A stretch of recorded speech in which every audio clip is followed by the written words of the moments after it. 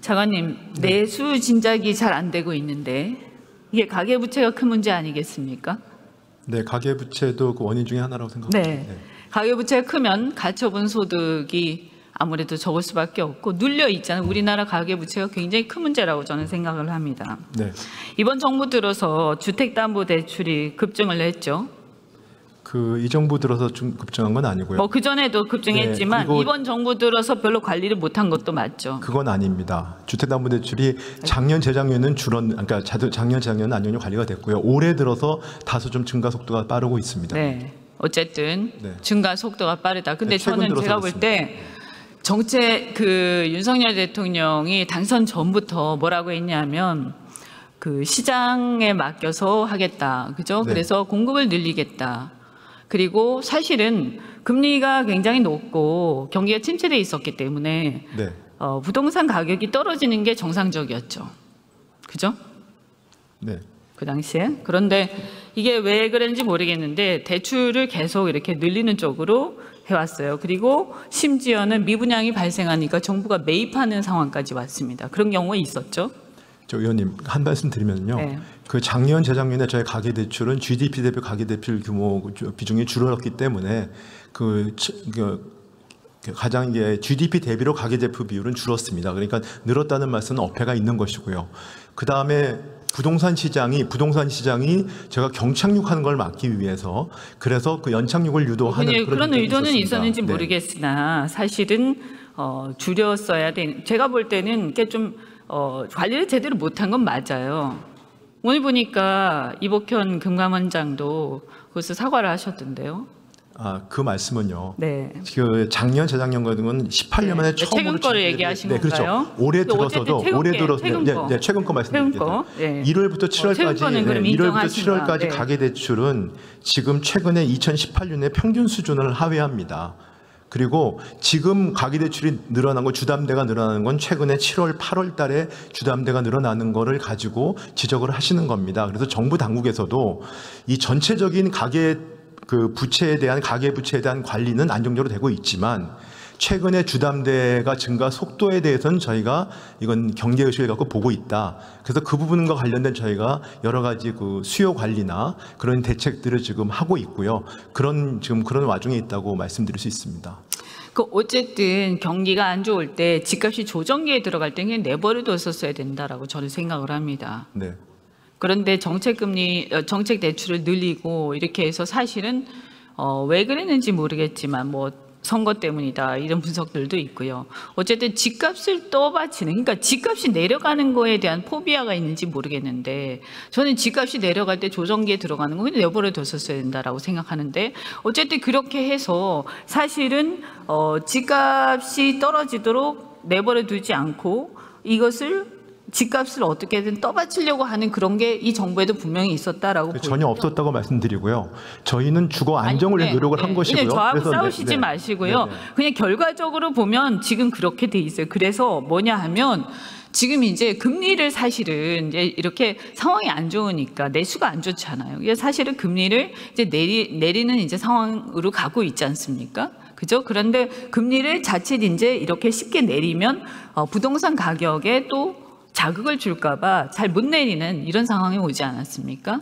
중앙은행에서 결정을 하는 겁니다만 최근에 시중금리, 그러니까 시장금리는 정책금리와 관계없이 지금 하향 안정화되고 있습니다. 네, 그러니까 어차피 내려가는 상황인데 이제 지난번에 이제 중앙은행에서 그런 결정을 한 적이 있죠. 제가 볼 때는 정부가 윤석열 대통령이 공급을 늘리겠다라고 했는데 공급을 또 별로 늘리진 않았어요. 250만 원 어떻게 됐죠? 네, 250만 원에 대한 저희가 스케줄을 발표를 했고요. 네. 근데 스케줄을 발표를 해서 근데 최근에 저희가 아시면 공사비가 270만 원. 네, 270만 원입니다. 그래서 공사비가 올라가고 또 그런 상황이 벌어져 가지고 우리 공급 계획에 대한 차질이 있다는 우려가 있기 때문에 지난 8월 8일 날 저희가 공급 대책을 다시 발표를 했습니다. 그래서 저희가 6년 동안에 42만 호 이상 저희가 공급하도록 그렇게 추가 대책으로 발표를 했고 지금 차질 없이 속도감 있게 지금 추진 중에 있습니다.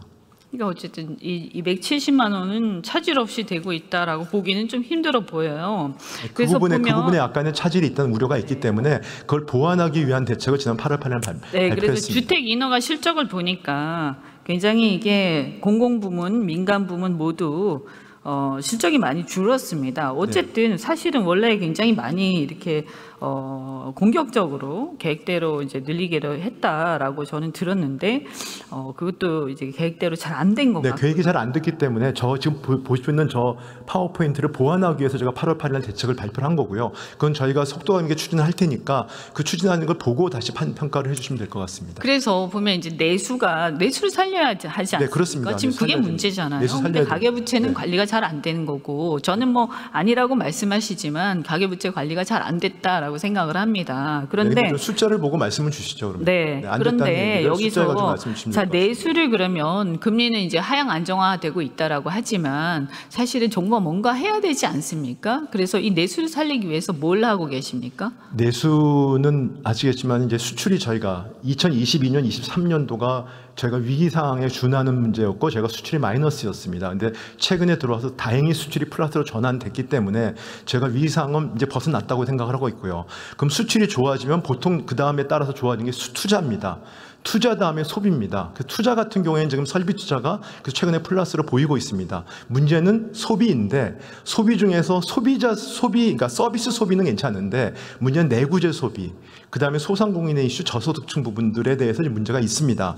저희가 그 내수로 확산되는 속도가 생각보다 더디기 때문에 정부도 굉장한 문제의식을 갖고 그 부분에 대해서 노력을 하고 있고요. 어떤 노력을 하고 있나요? 먼저 건설 부분에 있어서요. 건설 투자 부분에서 아까 말씀하신 대로 공급이 잘 안 되는 우려가 있기 때문에 제가 8.18 대책을 발표해가지고 공급을 좀 땡기려고 노력을 하고 있고 그 다음에 공공 부문이 좀 더 선도를 해가지고 그 건설 투자 부분의 공공 부문 투자를 늘리고 그 추진을 하고 있습니다. 그리고 공사비가 최근에 올라가기 때문에 그 안정화 대책도 지금 9월 중에 발표를 할 생각입니다. 그래서 건설 투자는 그렇게 하고 있고요.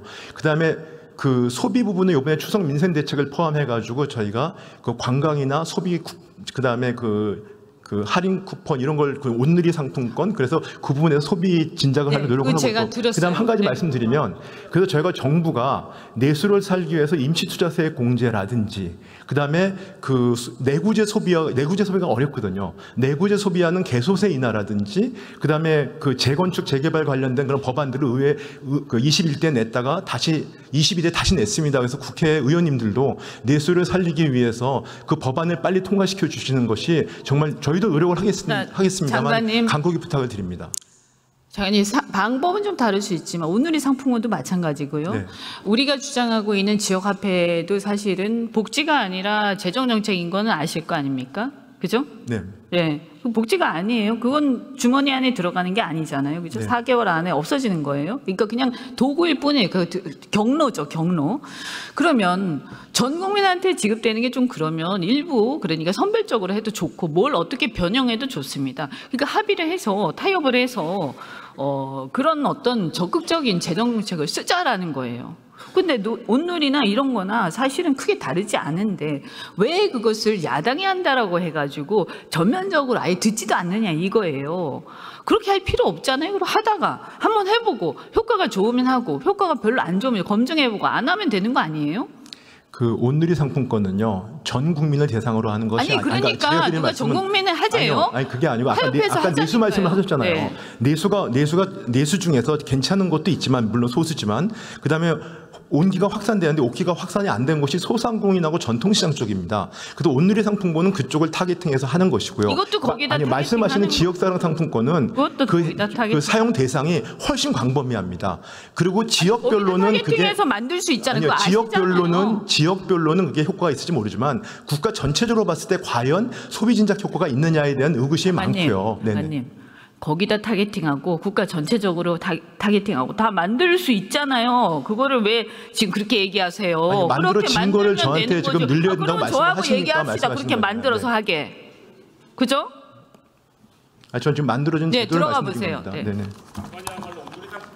국가란 무엇인가라는 질문을 던지게 합니다. 국민들이 어렵습니다. 적극적으로 뭔가를 해야 합니다. 그리고 잘못된 정책은 신중하게 하지 말아야 합니다. 국가의 책임 정말 중요하다고 생각합니다. 무심코 던진 돌멩이에 개구리가 맞아서 죽을 수도 있습니다. 피눈물 흘리고 있는 국민들을 생각하기 바랍니다. 이상입니다.